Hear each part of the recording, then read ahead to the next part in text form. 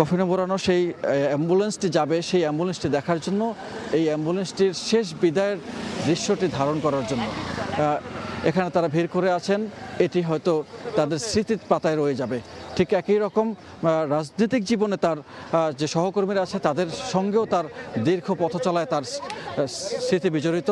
এবং এই মুহূর্তে দেখতে পাচ্ছি যে গাড়িবহরটি বের হওয়ার জন্য প্রস্তুত করা হচ্ছে এবং গাড়িবহরটি প্রস্তুত রাখা হচ্ছে। এবং আমরা দেখতে পাচ্ছি যে জাতীয় পতাকা সম্বলিত যে এভারকেয়ার হাসপাতাল, সেই জাতীয় পতাকাটি অথনমিত অবস্থায় আছে।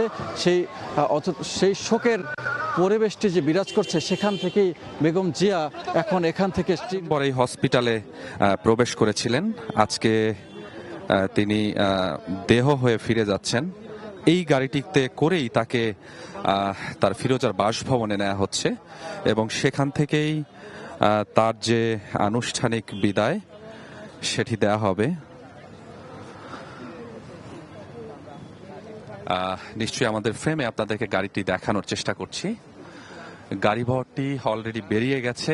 উদ্দেশ্য তার দীর্ঘদিনের যে বাসভবন, অর্থাৎ প্রায় ১.৫ দশক ধরে তিনি যেখানে ছিলেন, ফিরোজায়, গুলশানের বাসা ফিরোজায়, সেখানে তাকে নেওয়া হবে এবং সেখান থেকে পরিবারের সদস্যদের শ্রদ্ধা নিবেদন শেষে তাকে জাতীয় সংসদ ভবনের দক্ষিণ প্লাজায় নেওয়া হবে। গাড়িবহরটি এভারকেয়ার থেকে কিছুটা দূরে অবস্থান করছে, নিশ্চয়ই আমার ফ্রেমে দেখছেন।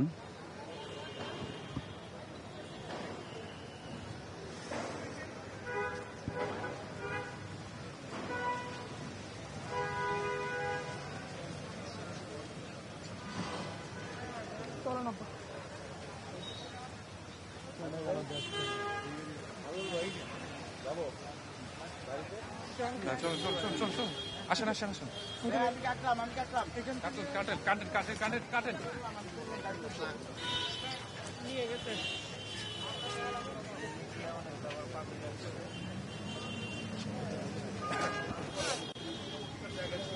হ্যালো,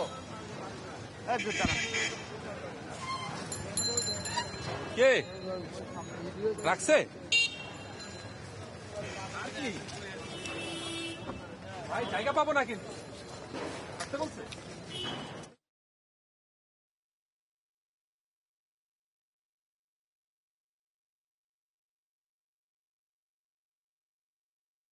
এখন বের হয়ে গেছে, অনেক দূর এগিয়ে গেছে। পেছনের যে নিরাপত্তার গাড়িগুলো, সেগুলো কিন্তু ধীরে ধীরে বের হচ্ছেন।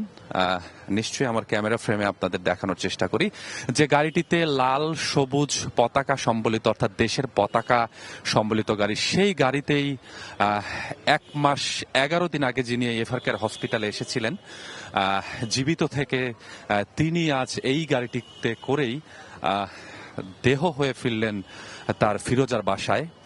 দর্শক, চারপাশে নেতাকর্মীদের মধ্যে কিন্তু সেই যে শোকের স্তব্ধতা, সেটি আমরা দেখতে পেয়েছি।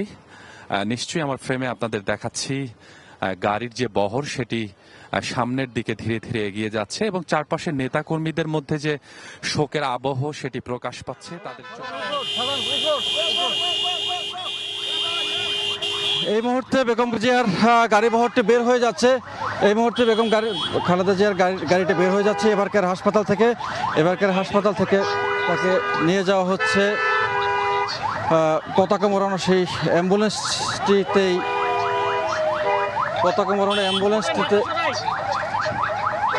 মোড়া সেই অ্যাম্বুলেন্সটিতেই নিয়ে যাওয়া হচ্ছে তাকে। কিছুক্ষণ আগে এই গাড়িবহরটি রওনা দিয়েছে এবং যে কারণে তাকে কর্ডন করে নিয়ে যাওয়া হচ্ছে এবং এখান থেকে ফিরোজায় তাকে নিয়ে যাওয়া হবে। এবং এখন আপনারা দেখতে পাচ্ছেন যে গাড়িবহরটি এখানে